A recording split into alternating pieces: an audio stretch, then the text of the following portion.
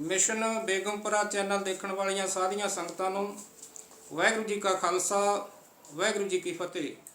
सत्कारयोग साध संगत जीओ, अज दे जो शब्द की विचार है वो शब्द सतगुरु रविदास जी महाराज जी का श्री गुरु ग्रंथ साहिब दे विच श्री राग दे विच है अते उन्हां दा ये पहला शब्द है। तो आओ आपां पहला इस शब्द दा पाठ करिए ते उस तो बाद इहदी विचार करिए। सतनाम श्री वाहिगुरू। श्री राग तोही मोही मोही तोही अंतर कैसा, कनक कटक जल तरंग जैसा। जो पे हम ना पाप करंता अहे अनंता, पतुत पावन नाम कैसे हुंता। तुम जो नायक आछो अंतर जामी, प्रभ ते जन जानीजे जनते स्वामी। शरीर आराधै मोह को विचार देहो, रविदास समदल समझावे को। शरीर आराधै मोह को विचार दे हो, रविदास समदल समझावे को। वाहिगुरू जी का खालसा वाहिगुरू जी की फतेह। सत्कारयोग गुरु रूप साध संगत जीओ, आप जी ने सतगुरु रविदास जी महाराज का जो श्री गुरु ग्रंथ साहिब दे विच पहला शब्द है श्री राग दे विच उहदा पाठ सरवण कीता है। आओ आपां सारे रल मिल के इहदी विचार करिए। तोही मोही मोही तोही अंतर कैसा, कनक कटक जल तरंग जैसा। संसार दे अंदर रब दे बारे विच, परमात्मा दे बारे विच, परमेश्वर दे संबंध विच ਵੱਖੋ ਵੱਖਰੀਆਂ ਧਾਰਨਾ हज़ारां सालों तो चलियां आ रही हैं। कोई उन्होंने किसी रूप में देखता है, कोई उन्होंने किसी शक्ल दे विच देखता है। तो इस करके ये जो शब्द है सतगुरु रविदास जी महाराज जी का, जिथे वो रब दे नाल गल्लां कर रहे हैं उत्थे नाल दी नाल सानू वो उपदेश भी दे रहे हैं। क्योंकि रब की खोज के संबंध विच बड़े बड़े जो खोजां कीतियां गईयां, पर उस अकाल पुरख वाहिगुरू परमेश्वर का कोई अंत ना पा सकिया। कहा गया बड़े बड़े मन देवते कई युग तिनी तन ताया, किनी तेरा अंत ना पाया।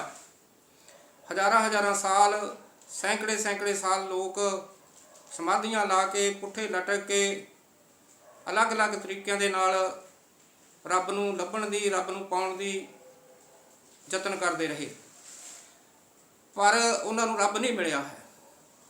तो रब के संबंध में जो सतगुरु रविदास जी महाराज जी के विचार ने वो इस शब्द के विचों सानू पता लगने हैं।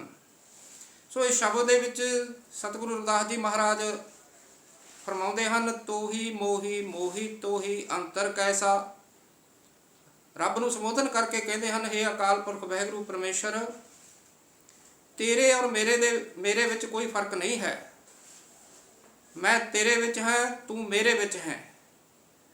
तो इस करके सतगुरु रविदास जी महाराज इस शब्द के नाल स्पष्ट करते हैं, जो लोग रब नूं मूर्तियां विचों खोजदे, जो लोग रब नूं पीरां दी जगह ते जाके खोजदे, जो रब नूं पीर खानियां दे विच खोजदे, उन्हां सब थां ते जां डेरियां ते जाके खोजदे, उन्हां सारियां धारनावां दे उत्ते सतगुरु रविदास जी महाराज लकीर मार दिंदे हन।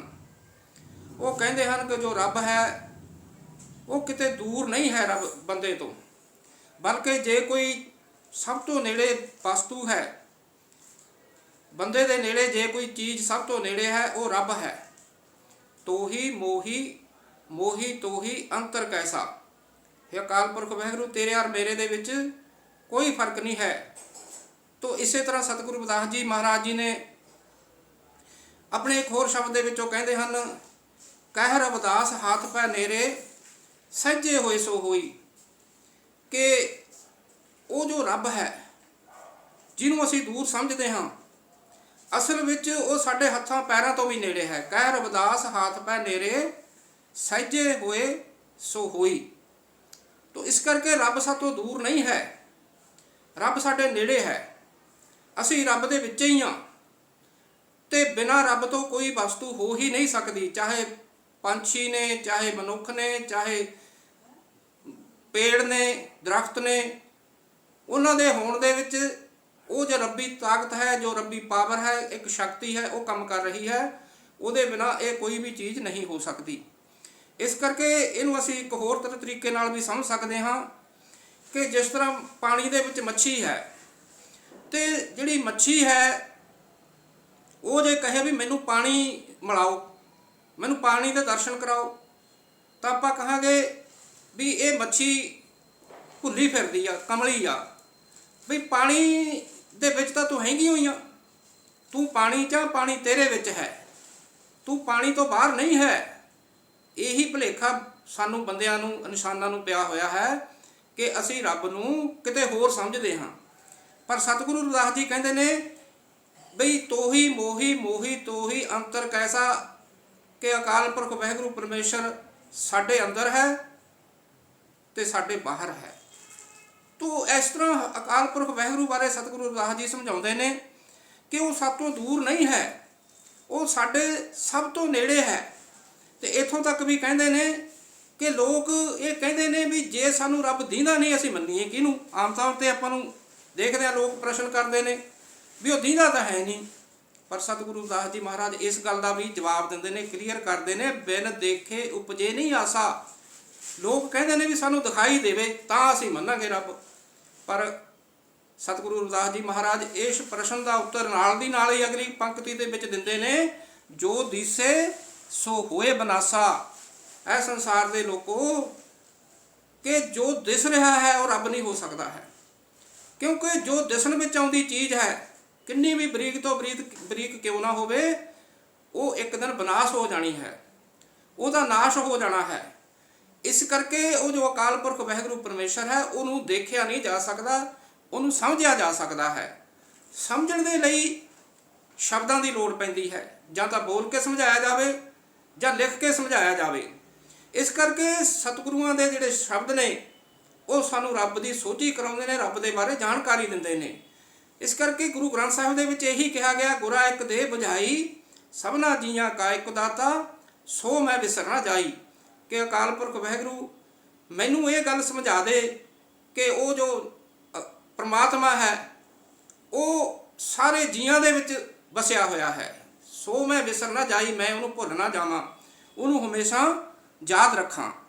ਤੋ ਇਹ ਤਾਂ ਗੱਲ ਕਲੀਅਰ ਹੋ ਗਈ ਕਿ ਸਤਿਗੁਰੂ ਰਵਿਦਾਸ ਜੀ ਦਾ ਜੋ ਰੱਬ ਹੈ ਉਹ ਕੇਵਲ ਤੇ ਕੇਵਲ ਅੰਦਰ ਵੀ ਹੈ, ਬਾਹਰ ਵੀ ਹੈ। ਅੰਤਰ ਬਾਹਰ ਸਰਬ ਨਿਰੰਤਰ ਰਵ ਰਹਿਆ ਪ੍ਰਭ ਸੋਈ। ਸਭ ਗੋਬਿੰਦ ਹੈ, ਸਭ ਗੋਬਿੰਦ ਹੈ, ਗੋਬਿੰਦ ਬਿਨ ਨਹੀਂ ਕੋਈ। ਇਸ ਕਰਕੇ ਇਹ ਜੋ ਸਾਨੂੰ ਸਾਰਾ ਕੁਝ ਦਿਖਾਈ ਦੇ ਰਿਹਾ ਹੈ, ਇਹਦੇ ਵਿੱਚ ਉਹ ਅਕਾਲ ਪੁਰਖ ਵਾਹਿਗੁਰੂ ਪਰਮੇਸ਼ਰ ਦਾ ਜੋ ਸ਼ਕਤੀ ਹੈ, ਜੋ ਪਾਵਰ ਹੈ, ਉਹ ਬੈਠੀ ਹੈ। ਉਹਦੇ ਬਿਨਾਂ ਕੋਈ ਚੀਜ਼ ਹੋ ਹੀ ਨਹੀਂ ਸਕਦੀ। ਇਸ ਤਰ੍ਹਾਂ ਇਸ ਹਿਸਾਬ ਦੇ ਨਾਲ ਜੋ ਸਤਿਗੁਰੂ ਰਵਿਦਾਸ ਜੀ ਦਾ ਰੱਬ ਹੈ, ਉਹ ਕਿਸੇ ਬੰਦੇ ਦੇ ਰੂਪ ਵਿੱਚ ਨਹੀਂ ਹੈ, ਉਹ ਕਿਸੇ ਡੇਰਿਆਂ ਤੇ ਨਹੀਂ ਬੈਠਾ ਹੈ, ਉਹ ਕਿਸੇ ਮੂਰਤੀ ਵਿੱਚ ਨਹੀਂ ਹੈ, ਉਹ ਕਿਸੇ ਪੀਰ ਦੀ ਕਬਰ ਤੇ ਨਹੀਂ ਹੈ। ਸਤਿਗੁਰੂ ਰਵਿਦਾਸ ਜੀ ਮਹਾਰਾਜ ਜੀ ਨੇ ਸ਼ਬਦ ਦੇ ਵਿੱਚ ਬਿਲਕੁਲ ਹੀ ਕਲੀਅਰ ਕਰ ਦਿੱਤਾ ਹੈ। ਅੱਗੇ ਉਹ ਫਰਮਾਉਂਦੇ ਹਨ, ਜੋ ਪਏ ਹਮ ਨਾ ਪਾਪ ਕਰੰਤਾ ਅਹੇ ਅਨੰਤਾ, ਪਤਤ ਪਾਵਨ ਨਾਮ ਕੈਸੇ ਹੁੰਤਾ। ਹੇ ਅਕਾਲ ਪੁਰਖ ਵਾਹਿਗੁਰੂ, ਜੋ ਅਸੀਂ ਇਸ ਸਰੀਰ ਰੂਪ ਦੇ ਵਿੱਚ ਬੈਠੇ ਹਾਂ, ਇਹ ਜੋ ਪੇ ਹਮ ਨਾ ਪਾਪ ਕਰੰਤਾ, ਕਿਉਂਕਿ ਸਰੀਰ ਰੂਪ ਦੇ ਵਿੱਚ ਜੋ ਵੀ ਪ੍ਰਾਣੀ ਆ ਗਿਆ ਹੈ ਉਹ ਸ਼ੁੱਧ ਨਹੀਂ ਹੈ, ਉਹਦੇ ਵਿੱਚ ਮਿਲਾਵਟ ਹੈ। ਜਿਵੇਂ ਕਿ ਇੱਕ ਸੋਨਾ ਹੈ, ਸੋਨੇ ਦਾ ਕੰਗਣ ਹੈ। ਆਪਾਂ ਜੋ 24 ਕੈਰਟ ਦਾ ਸੋਨਾ ਹੈ ਉਹਦੀ ਡੜੀ ਰੱਖ ਦਈਏ ਤਾਂ ਉਹ ਸ਼ੁੱਧ ਸੋਨਾ ਉਹਨੂੰ ਕਿਹਾ ਜਾਂਦਾ ਹੈ। ਪਰ ਜਦੋਂ ਉਹ ਤੋਂ ਗਹਿਣੇ ਬਣਾਉਣੇ ਨੇ, ਫਿਰ ਉਹਨਾਂ ਦੇ ਵਿੱਚ ਮਿਲਾਵਟ ਚਾਹੇ ਤਾਂਬੇ ਦੀ ਜਾਂ ਪਿੱਤਲ ਦੀ ਸੁਨਿਆਰੇ ਪਾਉਂਦੇ ਨੇ, ਕਿਉਂਕਿ ਬਿਨਾਂ ਮਿਲਾਵਟ ਪਾਏ ਉਹ ਗਹਿਣਾ ਬਣਦਾ ਹੀ ਨਹੀਂ ਹੈ। ਤੋ ਇਸ ਕਰਕੇ ਜੋ ਪਰਮਾਤਮਾ ਹੈ, ਉਹ ਅਕਾਲ ਪੁਰਖ ਵਾਹਿਗੁਰੂ ਜੋ ਪਰਮੇਸ਼ਰ ਹੈ, ਉਹ ਸ਼ੁੱਧ ਸਰੂਪ ਹੈ, ਉਹਦੇ ਵਿੱਚ ਕੋਈ ਕਿਸੇ ਕਿਸਮ ਦੀ ਮਿਲਾਵਟ ਨਹੀਂ ਹੈ। ਤੋ ਜਿਸ ਤਰ੍ਹਾਂ 24 ਕੈਰਟ ਦਾ ਜੋ ਸੋਨਾ ਹੈ, ਉਹਦੇ ਵਿੱਚ ਉਹ ਸ਼ੁੱਧ ਹੁੰਦਾ ਹੈ, ਉਹਦੇ ਵਿੱਚ ਕਿਸੇ ਕਿਸਮ ਦੀ ਮਿਲਾਵਟ ਨਹੀਂ ਹੁੰਦੀ ਹੈ, ਪਰ ਉਹਦੇ ਗਹਿਣੇ ਬਣਾਉਣ ਦੇ ਲਈ ਮਿਲਾਵਟ ਪਾਉਣੀ ਪੈਂਦੀ ਹੈ। ਇਸੇ ਤਰ੍ਹਾਂ ਆ ਜੋ ਸਾਡੇ ਸਰੀਰ ਰੱਬ ਨੇ ਬਣਾਏ ਨੇ, ਇਹਨਾਂ ਦੇ ਵਿੱਚ ਖੋਟ ਪਾ ਕੇ ਬਣਦਾ ਸਰੀਰ, ਬਿਨਾਂ ਖੋਟ ਤੋਂ ਬਣਦਾ ਹੀ ਨਹੀਂ ਹੈ। ਇਹਦੇ ਵਿੱਚ ਕਾਮ, ਕ੍ਰੋਧ, ਲੋਭ, ਮੋਹ, ਹੰਕਾਰ ਦੀਆਂ ਖੋਟਾਂ ਪਾਈਆਂ ਹੋਈਆਂ ਨੇ। ਤੋ ਇਸ ਕਰਕੇ ਇਹ ਜੋ ਸਾਡਾ ਸਰੀਰ ਹੈ, ਸਤਿਗੁਰੂ ਰਵਿਦਾਸ ਜੀ ਮਹਾਰਾਜ ਕਹਿੰਦੇ ਨੇ, ਇਸ ਸਰੀਰ ਦੇ ਵਿੱਚ ਬਹਿ ਕੇ ਅਸੀਂ ਸ਼ੁੱਧ ਨਹੀਂ ਹੋ ਸਕਦੇ, ਕਿਉਂਕਿ ਬਿਨਾਂ ਖੋਟ ਤੋਂ ਬਣਦਾ ਹੀ ਨਹੀਂ ਹੈਗਾ। ਜਿਵੇਂ ਸੋਨੇ ਤੋਂ ਗਹਿਣਾ ਬਿਨਾਂ ਖੋਟ ਤੋਂ ਨਹੀਂ ਬਣਦਾ, ਇਸੇ ਤਰ੍ਹਾਂ ਜੋ ਸਾਡੇ ਸਰੀਰ ਨੇ, ਇਹ ਸ਼ੁੱਧ ਸਰੂਪ ਉਦੋਂ ਹੋਣੇ ਨੇ ਜਦੋਂ ਅਸੀਂ ਇਹ ਸਰੀਰ ਨਾਲੋਂ ਟੁੱਟ ਗਏ, ਜਦੋਂ ਸਾਡੀ ਸੁਰਤ ਇਹ ਸਰੀਰ ਨਾਲੋਂ ਖਤਮ ਹੋ ਗਈ, ਸਾਡਾ ਸੰਬੰਧ ਸਰੀਰ ਨਾਲੋਂ ਸਾਡੀ ਸੁਰਤ ਦਾ ਟੁੱਟ ਗਿਆ, ਉਦੋਂ ਸ਼ੁੱਧ ਸਰੂਪ ਹੋਣਾ ਹੈ ਇਸਨੇ। ਤੋ ਇਸੇ ਕਰਕੇ ਇੱਕ ਸ਼ਬਦ ਦੇ ਵਿੱਚ ਗੁਰੂ ਗ੍ਰੰਥ ਸਾਹਿਬ ਦੇ ਵਿੱਚ ਇਸੇ ਬਾਰੇ ਵਿੱਚ ਸਮਝਾਇਆ ਗਿਆ ਹੈ, ਅੰਨ ਦੇਵਤਾ, ਪਾਣੀ ਦੇਵਤਾ, ਬੈ ਸੰਤਰ ਦੇਵਤਾ ਲੂਣ, ਪੰਜਵਾਂ ਪਾਇਆ ਕ੍ਰਿਤ, ਤਾਂ ਹੋਆ ਪਾਕ ਪਵਿੱਤ, ਪਾਪੀ ਸੋ ਤਨ ਗਾਡਿਆ, ਥੁੱਕਾ ਪਈਆ ਤਿੱਤ। ਕਹਿੰਦੇ ਹਨ ਕਿ ਅੰਨ ਵੀ ਦੇਵਤਾ, ਪਾਣੀ ਦੇਵਤਾ, ਬੈ ਸੰਤਰ ਦੇਵਤਾ, ਲੂਣ ਦੇਵਤਾ, ਪੰਜਵਾਂ ਪਾਇਆ ਕ੍ਰਿਤ, ਘਿਓ, ਇਹ ਪੰਜਾਂ ਚੀਜ਼ਾਂ ਨੂੰ ਪਾ ਕੇ ਅਸੀਂ ਭੋਜਨ ਤਿਆਰ ਕਰਦੇ ਹਾਂ। ਭੋਜਨ ਜਦੋਂ ਤਿਆਰ ਹੁੰਦਾ, ਅਸੀਂ ਥਾਲ ਵਿੱਚ ਰੱਖ ਕੇ ਉਹਦੇ ਉੱਤੇ ਰੁਮਾਲ ਦਿੰਦੇ ਹਾਂ, ਕੱਪੜਾ ਦਿੰਦੇ ਹਾਂ, ਕਿਉਂਕਿ ਉਹ ਸ਼ੁੱਧ ਹੈ। ਤਾਂ ਇਸ ਕਰਕੇ ਪੰਜਵਾਂ ਪਾਇਆ ਕ੍ਰਿਤ, ਪਾਪੀ ਸਿਉ ਤਨ ਗਾਡਿਆ, ਥੁੱਕਾ ਪਈਆ ਤਿੱਤ। ਪਰ ਉਹ ਸ਼ੁੱਧ ਜੋ ਭੋਜਨ ਹੈ, ਜੋ ਪੱਕਿਆ ਹੋਇਆ ਭੋਜਨ ਹੈ, ਜੋ ਪਵਿੱਤਰ ਹੈ, ਲੇਕਿਨ ਜਦੋਂ ਇਸ ਗੰਦੇ ਸਰੀਰ ਦੇ ਵਿੱਚ ਪੈ ਜਾਂਦਾ ਹੈ, ਜਦੋਂ ਉਸ ਨੂੰ ਖਾ ਲੈਂਦੇ ਹਾਂ, ਤਾਂ ਜਦੋਂ ਉਹ ਬਾਹਰ ਨਿਕਲ ਜਾਂਦਾ ਹੈ ਤਾਂ ਲੋਕ ਉਹ ਤੋਂ ਦੂਰ ਦੂਰ ਹੋ ਕੇ ਥੁੱਕ ਕੇ ਲੰਘਦੇ ਨੇ। ਤੇ ਜਿਸ ਸਰੀਰ ਨੇ ਉਸ ਵਧੀਆ ਭੋਜਨ ਨੂੰ ਅਪਵਿੱਤਰ ਕਰ ਦਿੱਤਾ, ਤੇ ਉਹ ਸਰੀਰ ਕਿਹੋ ਜਿਹਾ ਹੋਵੇਗਾ? ਉਹ ਸਰੀਰ, ਪਰ ਅਸੀਂ ਉਸੇ ਸਰੀਰ ਨੂੰ ਮੱਥੇ ਟੇਕੀ ਜਾਂਦੇ ਹਾਂ, ਜਿਸ ਨੂੰ ਕਿਹਾ ਗਿਆ ਵੀ ਉਹਨੇ ਦੇਵਤਿਆਂ ਵਰਗੇ ਪਵਿੱਤਰ ਭੋਜਨ ਨੂੰ ਅਪਵਿੱਤਰ ਕਰ ਦਿੱਤਾ, ਗੰਦਾ ਕਰ ਦਿੱਤਾ। ਉਹ ਜਦੋਂ ਭੋਜਨ ਖਾ ਲਿਆ, ਖਾਣ ਤੋਂ ਬਾਅਦ ਜਦੋਂ ਉਹ ਕ੍ਰਾਸ ਕਰ ਗਿਆ, ਬਾਹਰ ਚਲਿਆ ਗਿਆ, ਤਾਂ ਅਸੀਂ ਥੁੱਕਦੇ ਹਾਂ, ਉਹ ਤੋਂ ਦੂਰ ਦੂਰ ਭੱਜਦੇ ਹਾਂ। ਤੇ ਜਿਸ ਸਰੀਰ ਨੇ ਉਹ ਐਸੇ ਵਧੀਆ ਭੋਜਨ ਨੂੰ ਗੰਦਾ ਕਰ ਦਿੱਤਾ, ਉਹ ਸਰੀਰ ਤੋਂ ਅਸੀਂ ਕੀ ਆਸ ਰੱਖ ਸਕਦੇ ਹਾਂ? ਇਸੇ ਕਰਕੇ ਸਤਿਗੁਰੂ ਰਵਿਦਾਸ ਜੀ ਮਹਾਰਾਜ ਜੀ ਕਹਿੰਦੇ ਹਨ, ਜੋ ਅਗਲਾ ਸ਼ਬਦ ਹੈ ਉਹਦੇ ਵਿੱਚ ਕਹਿਣਗੇ, ਦੱਸਣਗੇ, ਉਹ ਸਾਰਾ ਕੁਝ ਸਮਝਾਉਣਗੇ ਸਾਨੂੰ ਕਿ ਅਸੀਂ ਜੋ ਲੋਕ ਹਾਂ, ਅਸੀਂ ਪਾਪੀ ਹਾਂ। ਰੱਬ ਦੇ ਮੂਹਰੇ ਖੜ ਕੇ ਸਤਿਗੁਰੂ ਰਵਿਦਾਸ ਜੀ ਨੇ ਆਪਣੇ ਆਪ ਨੂੰ ਉਹਨੇ ਕਿਹਾ ਵੀ ਮੈਂ ਵੀ ਤੇਰੇ ਵਰਗਾ ਹੀ ਹਾਂ। ਜਿਵੇਂ ਕ੍ਰਿਸ਼ਨ ਕਹਿੰਦੇ ਨੇ ਜਾਂ ਰਾਮ ਕਹਿੰਦੇ ਨੇ ਵੀ ਅਸੀਂ ਉਹੀ ਰੱਬ ਹਾਂ, ਹੋਰ ਕੋਈ ਰੱਬ ਨਹੀਂ ਹੈਗਾ, ਤੁਸੀਂ ਸਾਡੀ ਪੂਜਾ ਕਰੋ। ਤੋ ਸਾਡੀ ਪੂਜਾ ਹੀ ਰੱਬ ਦੀ ਪੂਜਾ। ਇਸ ਥਿਊਰੀ ਨੂੰ ਕੰਡਮ ਕਰਦੇ ਹੋਏ ਸਤਿਗੁਰੂ ਰਵਿਦਾਸ ਜੀ ਕਹਿੰਦੇ ਨੇ, ਇਹ ਸਰੀਰ ਦੇ ਵਿੱਚ ਬੈਠਾ ਬੰਦਾ ਕਦੇ ਰੱਬ ਹੋ ਹੀ ਨਹੀਂ ਸਕਦਾ। ਜੋ ਪੇ ਹਮਨਾ ਪਾਪ ਕਰੰਤਾ ਅਹੇ ਅਨੰਤਾ, ਪਤਤ ਪਾਵਨ ਨਾਮ ਕੈਸੇ ਹੁੰਦਾ। ਤੇ ਤੇਰੇ ਨਾਮ ਦੀ ਵਡਿਆਈ ਫਿਰ ਕਿਉਂ ਹੁੰਦੀ ਜੇ ਤੂੰ ਸਾਡੇ ਵਰਗਾ ਹੀ ਹੁੰਦਾ? ਤੋ ਇਸ ਕਰਕੇ ਸਤਿਗੁਰੂ ਰਵਿਦਾਸ ਜੀ ਰੱਬ ਨੂੰ ਹੀ ਆਪਣਾ ਗੁਰੂ ਮੰਨਦੇ ਹੋਏ ਕਹਿੰਦੇ ਹਨ ਕਿ ਇਹ ਸਰੀਰ ਦੀ ਪੂਜਾ ਨਹੀਂ ਕਰਨੀ ਹੈ, ਅਕਾਲ ਪੁਰਖ ਵਾਹਿਗੁਰੂ ਪਰਮੇਸ਼ਰ ਦੇ ਨਾਲ ਜੁੜਨਾ ਹੈ। ਸਾਰੀ ਬਾਣੀ ਦੇ ਵਿੱਚ ਸਤਿਗੁਰੂ ਰਵਿਦਾਸ ਜੀ ਕਿਸੇ ਦੇਹਧਾਰੀ ਗੁਰੂ ਦਾ ਜ਼ਿਕਰ ਨਹੀਂ ਕਰਦੇ ਹਨ। ਇੱਥੋਂ ਤੱਕ ਕਿ ਬਾਬੇ ਨਾਨਕ ਨੇ ਵੀ ਸਾਰੇ ਗੁਰੂ ਗ੍ਰੰਥ ਸਾਹਿਬ ਦੇ ਵਿੱਚ ਆਪਣੇ ਕਿਸੇ ਦੇਹਧਾਰੀ ਗੁਰੂ ਦਾ ਜ਼ਿਕਰ ਨਹੀਂ ਕੀਤਾ ਹੈ। ਤੇ ਸਾਰੀ ਬਾਣੀ ਇੱਕ ਪੁਆਇੰਟ ਦੇ ਦੁਆਲੇ ਘੁੰਮਦੀ ਹੈ, ਉਹ ਹੈ ਰੱਬ, ਪਰਮਾਤਮਾ। ਸਾਰਾ ਜ਼ਿਕਰ ਜੋ ਗੁਰਬਾਣੀ ਦਾ ਹੈ ਉਹ ਰੱਬ ਦੇ ਸੰਬੰਧ ਵਿੱਚ ਹੈ, ਪਰਮਾਤਮਾ ਦੇ ਸੰਬੰਧ ਵਿੱਚ ਹੈ। ਇਸ ਕਰਕੇ ਸਤਿਗੁਰੂ ਰਵਿਦਾਸ ਜੀ ਮਹਾਰਾਜ ਅਗਲੀ ਪੰਕਤੀ ਦੇ ਵਿੱਚ ਦੇਖੋ, ਹੋਰ ਵੀ ਅੱਛੀ ਤਰ੍ਹਾਂ ਸਮਝਾਉਂਦੇ ਹਨ। ਤੁਮ ਜੋ ਨਾਇਕ ਆਛੋ ਅੰਤਰਜਾਮੀ, ਪ੍ਰਭ ਤੇ ਜਨ ਜਾਨੀਜੇ, ਜਨ ਤੇ ਸੁਆਮੀ। ਤੂੰ ਮੇਰਾ ਨਾਇਕ ਹੈ ਅਕਾਲ ਪੁਰਖ ਵਾਹਿਗੁਰੂ ਪਰਮੇਸ਼ਰ, ਤੂੰ ਮੇਰਾ ਗੁਰੂ ਹੈ, ਤੂੰ ਮੈਨੂੰ ਰਸਤਾ ਦਿਖਾਉਣ ਵਾਲਾ ਹੈ। ਤੁਮ ਜੋ ਨਾਇਕ ਆਛੋ ਅੰਤਰਜਾਮੀ, ਤੇ ਤੂੰ ਮੇਰੀਆਂ ਅੰਦਰ ਦੀਆਂ ਜਾਣਨ ਵਾਲਾ ਹੈ। ਤੋ ਹੁਣ ਜਦੋਂ ਮੈਂ ਆਪਣੇ ਸਮਾਜ ਦੇ ਲਈ, ਉਹਦੇ ਹੱਕਾਂ ਦੇ ਲਈ ਲੜਨ ਨਿਕਲਿਆ ਹਾਂ, ਸੰਘਰਸ਼ ਦੇ ਲਈ ਨਿਕਲਿਆ ਹਾਂ, ਤੋ ਮੈਂ ਤੁਹਾਡਾ ਓਟ ਆਸਰਾ ਤੱਕਿਆ ਹੈ। ਤੋ ਇਸ ਕਰਕੇ ਗੁਰੂ ਗ੍ਰੰਥ ਸਾਹਿਬ ਦੇ ਵਿੱਚ ਜਿੰਨੀ ਬਾਣੀ ਹੈ, ਜੋ ਗੁਰੂਆਂ ਨੇ ਸੰਘਰਸ਼ ਕੀਤੇ, ਇਸ ਦੇਸ਼ ਦਾ ਜੋ ਮਨੂਵਾਦੀ ਸਿਸਟਮ ਸੀ, ਉਹ ਪ੍ਰਮਾਤਮਾ ਨੂੰ ਕੋਟ ਬਣਾਇਆ। ਪ੍ਰਮਾਤਮਾ ਦੇ ਸਹਾਰੇ ਤੋਂ ਬਿਨਾਂ ਹੋਰ ਕਿਸੇ ਦਾ ਸਹਾਰਾ ਨਹੀਂ ਤੱਕਿਆ।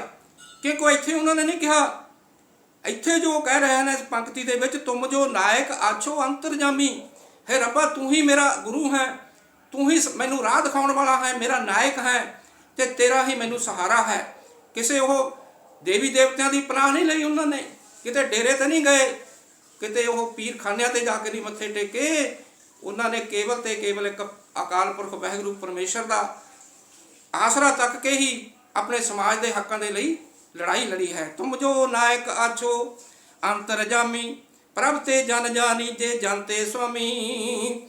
हे ਅਕਾਲ ਪੁਰਖ ਵਾਹਿਗੁਰੂ ਪਰਮੇਸ਼ਰ,